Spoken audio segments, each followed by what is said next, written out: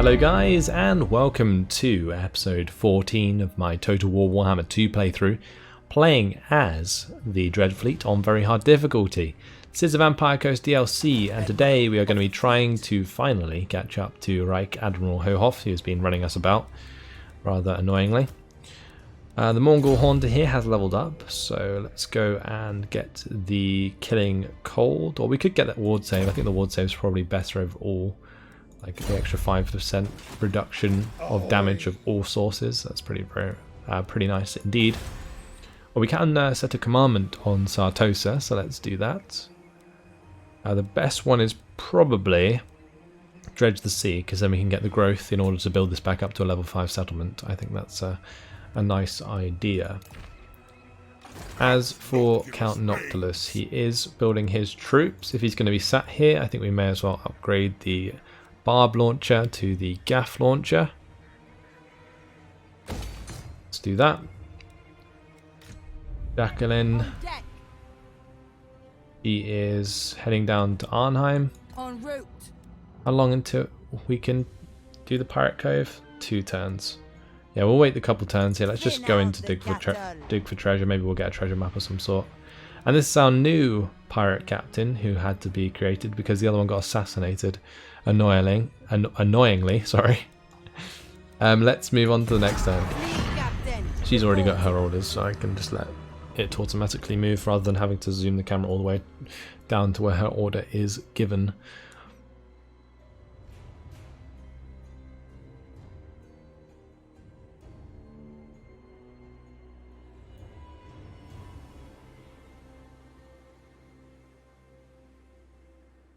The Pirates of Sartosa are probably the strongest pirate faction behind us. I don't know what's happening with Luther Harkin. Maybe he had a bit of a split personality bypass, but we'll see.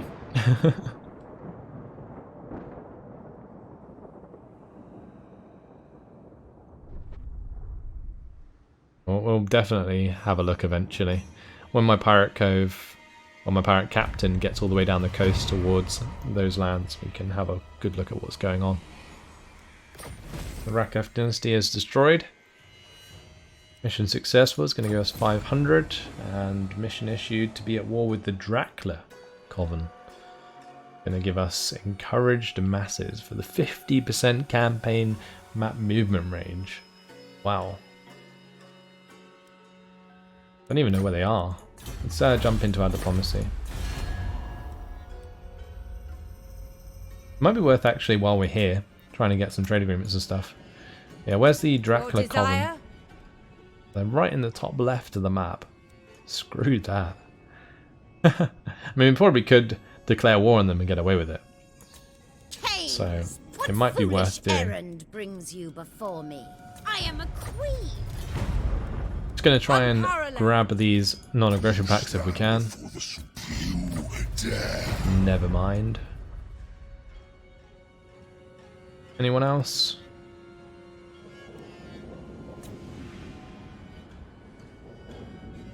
Don't think so.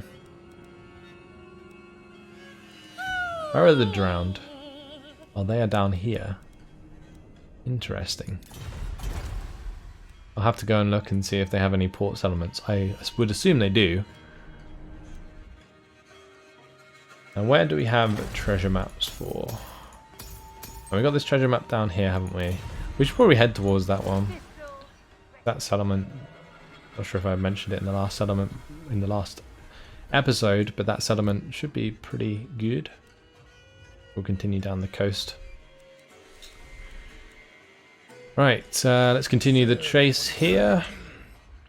Sucks that we don't have the campaign map movement range we need. And that's it. We'll move on to the next turn.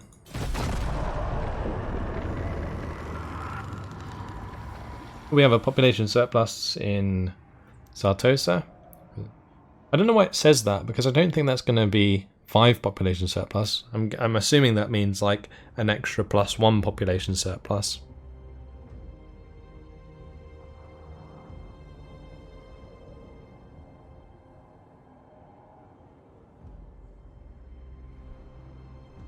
Usually, it only tells you that you have population surplus when you can actually use it to upgrade a settlement. But I think maybe because population surplus is good for fleets, it tells you anyway. Elves die as easily as men.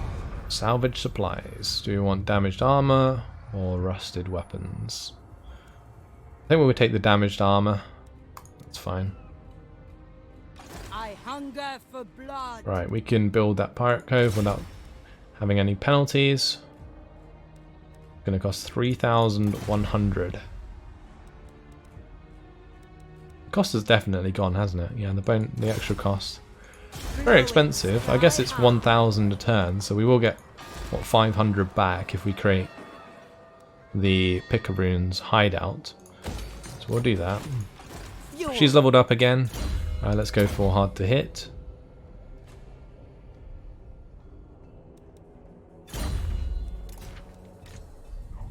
Count Noctilus has built his Necrofex Colossus, so we may as well head off. Is there any treasures that we want to pick up on the way?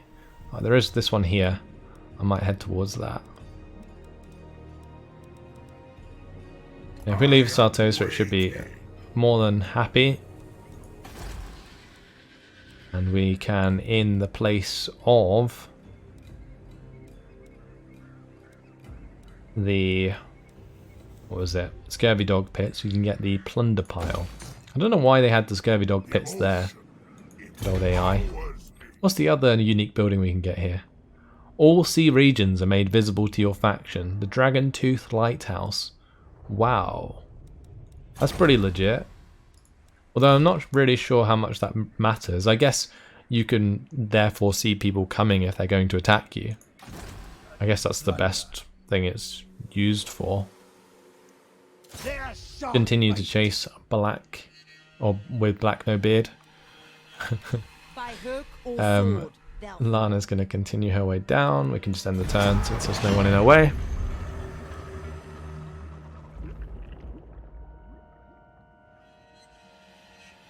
Lovely. Beat up the end turn. We'll see what happens to their army regardless. Now the reason we didn't catch up to them this turn is because we're still suffering from the minus 50% campaign map movement range in our home province. But I think that wears off maybe next turn, so we should catch up to him.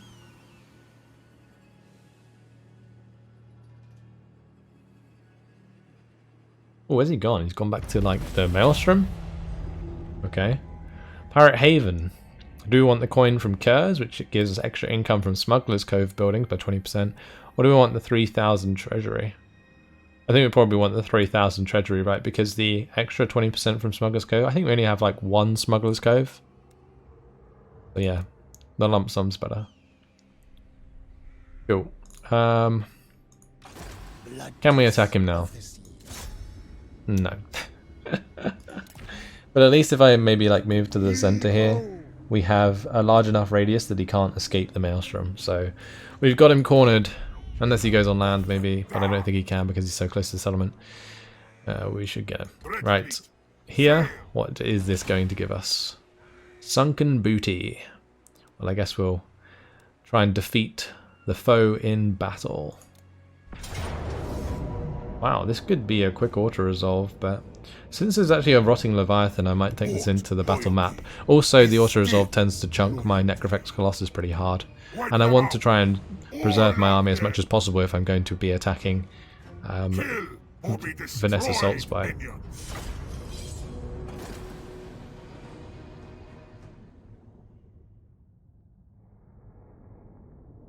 Yeah, we can have a good look at this Rotting Leviathan. Pretty big, but due to our armor piercing actually on the Necrofex Colossus, I think we can just kill it very quickly. We'll have best target the carronade, and then that'll be it. I mean, job done.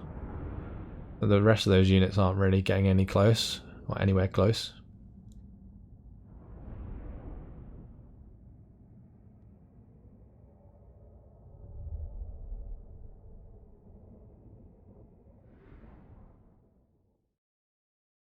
Great. Decent battle map. Gunners! Gunnery mob! Let's just spread them out like so. We'll have good old Count Noctilus and all the necrophects just line up in front. Group those. And then we got these lot that can just sit behind. And yeah, we'll just focus the carronade straight away. Will the carronade be in range, actually, of our Necrofex Colossus? Because if it is, then it will do quite a bit of damage. It's actually in range of Bess, so that could suck. Can we move Bess out of range and still be in range of the carronades? Not quite. No, the carronade has pretty decent range, so we may as well just have it forwards. Let's start the deployment, start the battle, focus the carronade, give the buff. I can also give the buff to the Necrofex Colossus. Alright, let's have a good look at this rotting Leviathan. Especially one of those crabs, but absolutely massive. It looks awesome.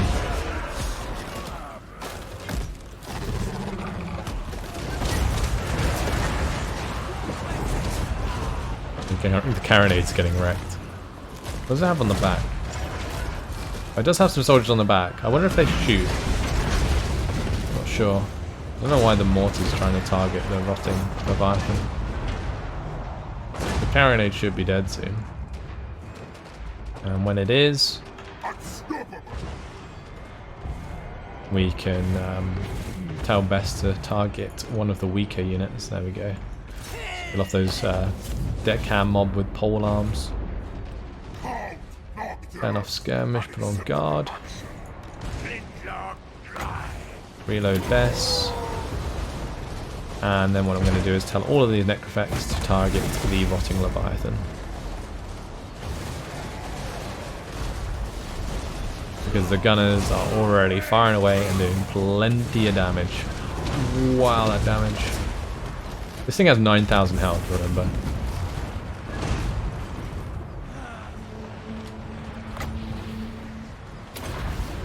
Use this. We can use this.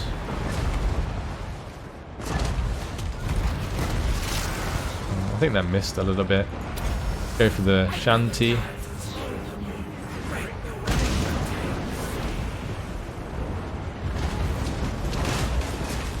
Okay. Did that guy like teleport? I don't know quite what happened there. This guy is dead.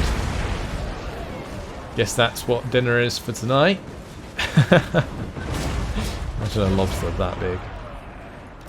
Nuts. Alright, let's focus the general. Good old vampire fleet admiral.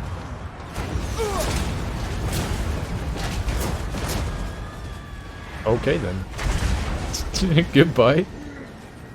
He just took a shot straight to the face, stood up and carried on. What a champion. Okay, now he's dead.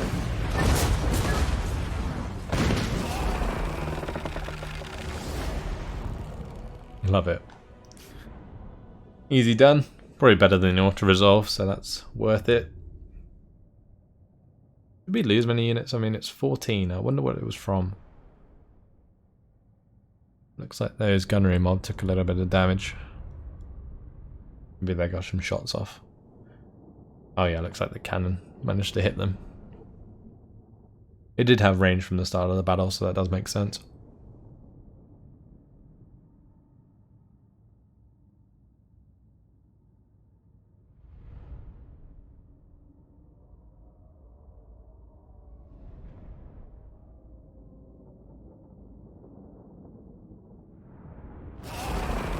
Right, what treasure will we get, I wonder?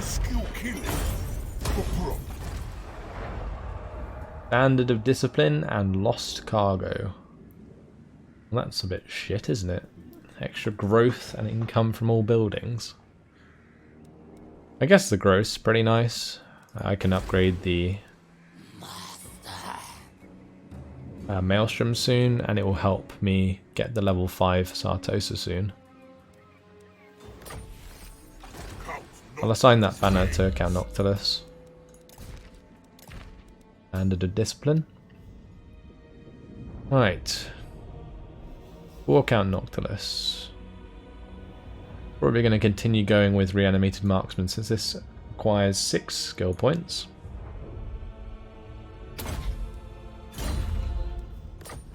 And now gunnery white.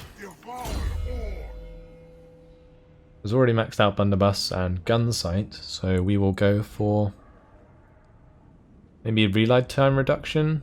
Actually no, we'll go for missile damage. That is fine. And Count Noctilus can carry on.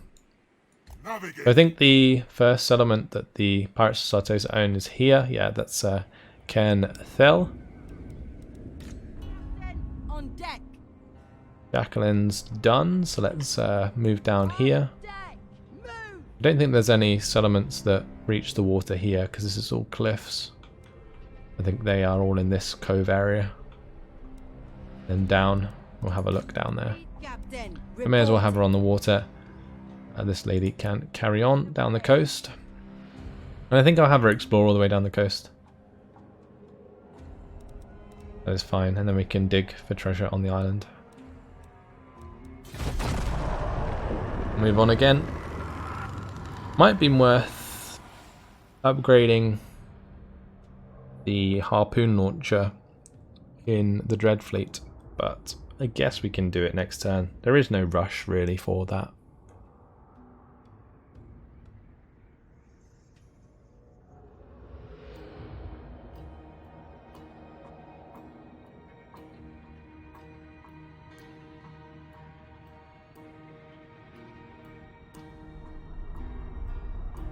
The Churning Gulf Raiders. Okay. Coastal region attacked and rotten timber reserves. Do we want extra construction cost for buildings or do we want extra construction cost for ship buildings? Okay, so this is settlement buildings, this is ship buildings. I think we'll go for the settlement suffer because I want to upgrade that harpoon like I mentioned. Right, let's move towards this. Where can we get on land? Down here. I'm not sure if we're going to attack there. I'm going to go hunt down Vanessa, I think. And while we're doing that, we will build up. So let's go to flagship expansion. I will upgrade the Trident launcher.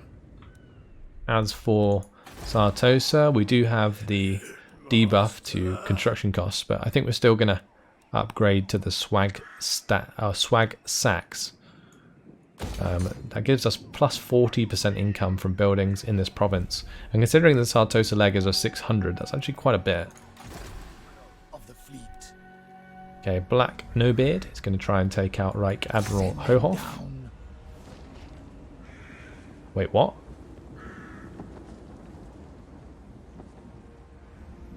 What? I've never ever seen that happen before. Did they just like fall down the maelstrom or something? I don't know, but that was easy enough, I guess. Fine. Now Black No Beard. I think we'll have him go hunt some treasures, and then he can find his way over to Noctilus. So let's go pick up this one. This one's relatively close. We'll just zoom over here, pick up that one, and then we'll go over here, pick up this one. Is there one near Val's Anvil? Yeah, there is. We'll go pick up that one, and then continue across all the way over towards Count Noctilus. Hopefully Count Noctilus will be on the way back at some point, and we can hand over some of these Necrofex Colossus. On deck. This lady is travelling on down. Wave treading. Grey Rock Point. There we go. That is owned by the Drowned. Look particularly good. It's only got 21% vampiric corruption. So. And Lana going to be heading down the coast here. There's an army in our way. Decline. Around that. Lovely. And we shall carry on.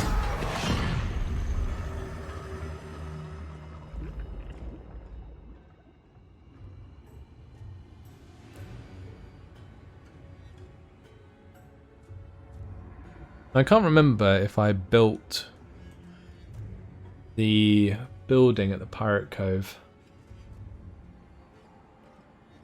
that I recently made. I'll have to check.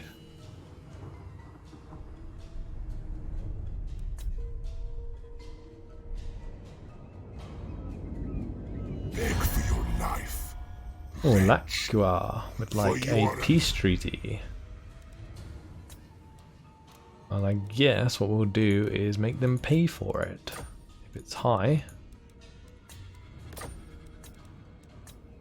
Let's go like 1,700. I don't know if it's really worth like typing that in to get the extra little bit of cash, but we'll try it.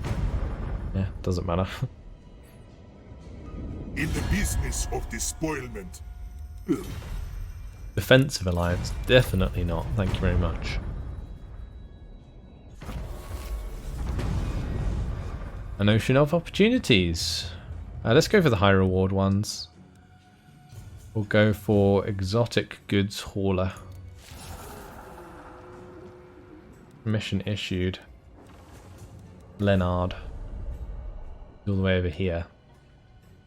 So, it would appear that some enterprising fellows from the New World have decided to risk it all against the elements, and of course ourselves, who surely have nothing left to lose anyway. It's looking pretty likely that Sartosa is their destination, though they are well protected. Taking their cargo as our prize presents an opportunity we daren't pass up. That will give us 7,500 and 300 infamy. If they're heading towards Sartosa, then that's fine by me. Of the fleet. We actually have Black Nobid heading in this direction, but I don't think his army is going to be good enough to take on whatever they have. Jacqueline can carry on into the cove. Well, there's the Ziggurat of Dawn. Don't think there's another settlement here. Maybe there is, I'll check anyway.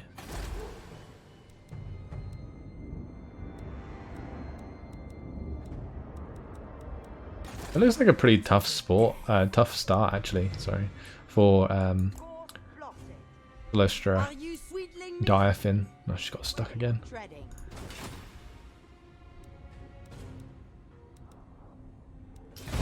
Carry on. Actually, did I move? I might not have moved Count Noctilus that turn. I don't know. It doesn't matter. These turns go so fast with this game because you aren't really sorting out anything in particular. Like, it doesn't really matter at the end of the day. Like, this is probably one of the most casual campaigns I've played on Warhammer. You literally have nothing to worry about. The only thing you have to worry about is, like, when you get enough infamy that people want to attack you. And at this rate, I think my army that's currently near the Maelstrom will probably have to stay there because we're going to have enough infamy to trigger the next army.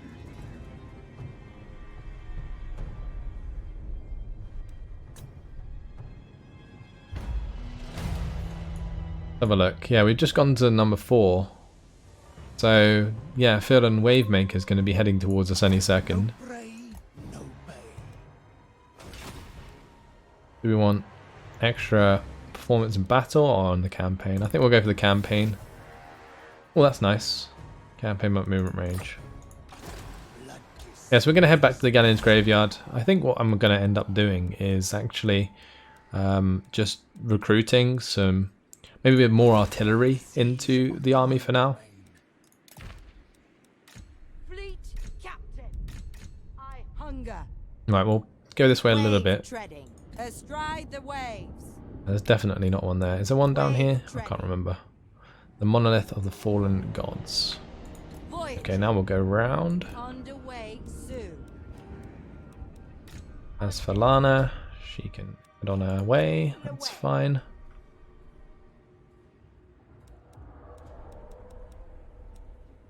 And one turn until Master Gunner is complete. Right, where is the Pirates of Sartosa? Lothan actually just took Ken Thel. What are these? These are Sisters of Avalon. I really need to play the elves again because they've had loads of new units added. Like, I haven't, like, before this campaign I hadn't seen the Shadow Warriors and I hadn't seen the Sisters of Avalon. I also don't think that I've seen any of their regiments of renown, because I just never played them. I think, what did I play? I did Techless. I did a Techless campaign when the actual game came out originally. Okay, here is a couple of settlements. Torvries is actually rank 5 as a settlement. That's pretty nice. What backwater are these from? I think we're going to set up a pirate cove at Trelinia. For now, we'll go for the Power of Rage. We'll get the Mathlan's Blessing. A stack. Pretty sure he already has that. He just keeps getting it. Make them dead. I don't know if it's worth going around this way. I guess getting on land's probably the better way to do it, because then I can just cross to Torvries. And hopefully Vanessa will come down to defend herself. I have no idea where she is at the moment. Right, that is all. Blood and plunder. Maybe I want to zoom away. I'm a little bit concerned that this fleet will get too close and will attack Black Nobeard. If it does, probably die. So we'll try and get as far as we can. We've got 22,000. Surely there's something I can spend it on. I don't think there is. And honestly, if we have spare cash, the best thing to do would just be create pirate coves because we can, and we have the extra cash to do so. So I might do that here at the Monolith of the Fallen Gods and at the Ziggurat and so on. But we may as well. No point in having 20k just sitting about.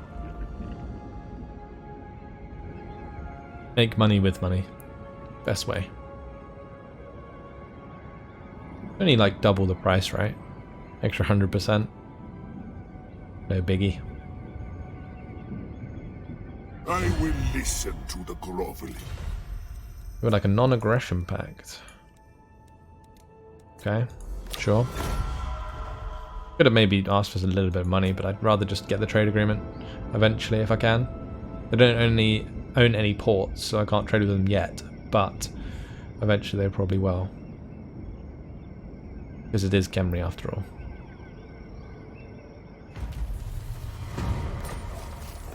Right, Master Gunner Follower is ours. Extra campaign by movement range again for Black Nobeard. And also for Will the Bloated. That is fantastic. Just got a load of extra campaign map movement range. Oh, there it is. It's already there. Oh, okay. Sure thing. I can't recruit. We will just have to chill. Certainly not. There's Dragon Princes and Hawk Riders. Ouch. Right, as for our technology, where did we want to go next? Supernatural regeneration for the extra casualty replenishment rate. That's what I was going to go for. But yeah, I'm not sure if I'm going to get Black Nobeard in here before the Galleon's Graveyard gets besieged.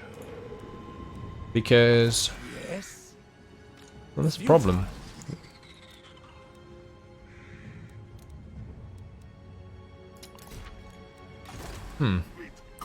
Oh well, let's get Noctilus on land. Oh, Sardanath. That's a gold settlement. Why are they not taking gold from that? Don't know. I mean, this province is actually pretty well off in terms of vampiric corruption, but I really don't want to have to worry about it at all throughout this campaign, so we're going to hold on to Sartosa. I'm quite happy to do that. But I'm not going to hold on to any other lands, I don't think. Unless it's already like 100%. Armed and ready. Pirate Cove would cost 3,800 there. 4,300 there. What about Grey Rock Point? 4,300. Let's put one at the Monolith. We'll send a message. But it's fine. She's actually leveled up from that. So we will go and max out hard to hit. And what we'll do is build the Smuggler's Cove. Since that's only making 260 as it is. I hunger for blood. I guess we may as well move over to the Ziggurat of Dawn and set up one there as well. Or we could just cut across the land and continue on our merry way. I think we'll do that. Yep. Your orders. Not sure if it's worth 4,000. Let's ride the waves. Like, I don't mind it when we have like a ton of cash, but I'm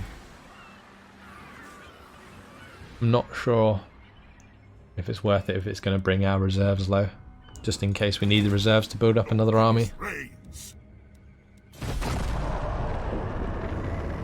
Oh, I forgot to give the follower to Noctilus, but that's okay. Doesn't really affect our ability to take that settlement.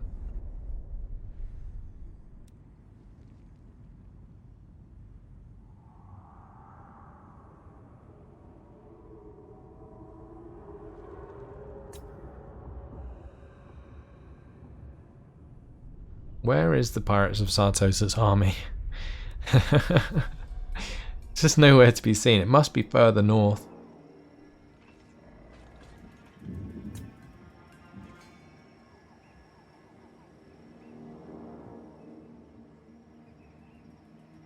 Do you offer condemned slaves? The Forge-bound would like a defensive alliance. We already are trading with them, aren't we? That's why they like us.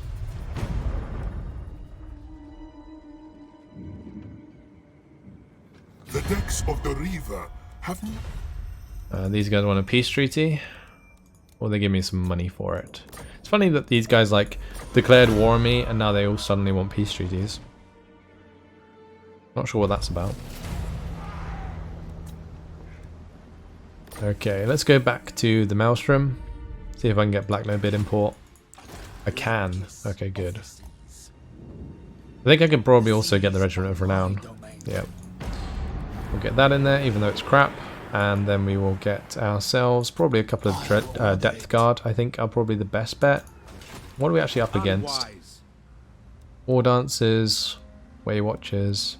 I mean, these missile forces might suck, but I don't think I see anything too scary other than the Star Dragon and a Forest Dragon.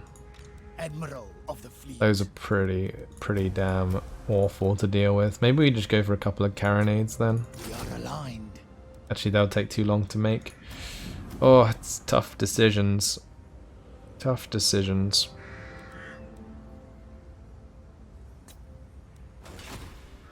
Ridiculous. Undead raiders. We could just raise the dead. I think raising the dead is the best idea. Get a couple bloated corpses to blow up a couple units. As for Will, well, I think it's time for him to get the Killing Cold. Or we could upgrade Scavenge.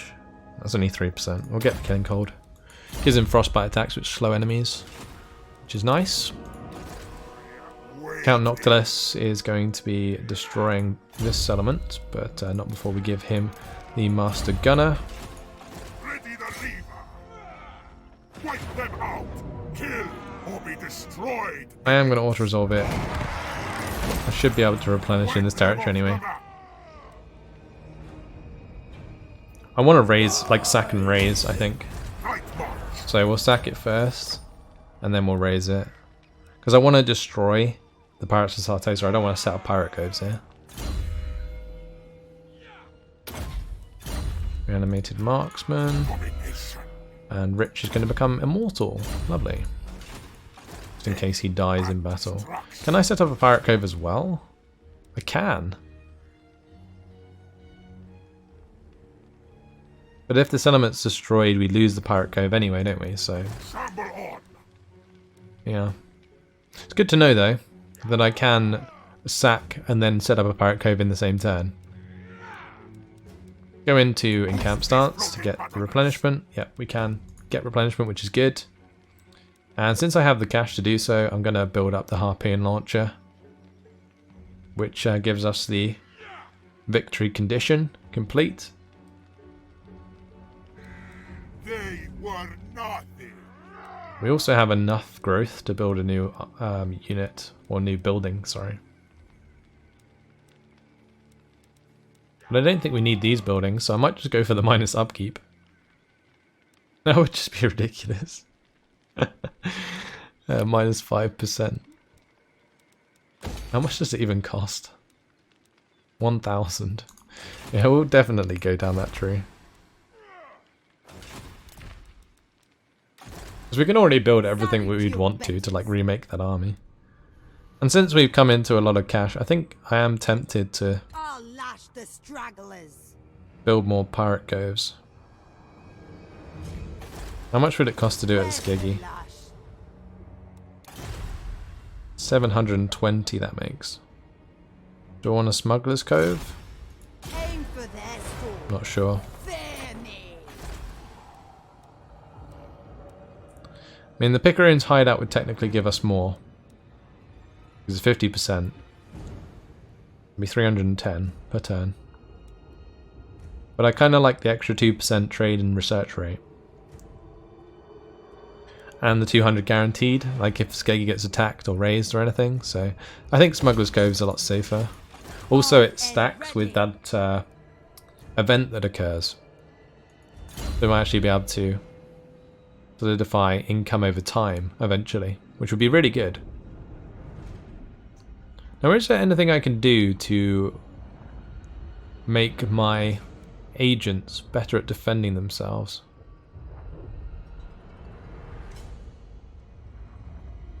I'm not sure.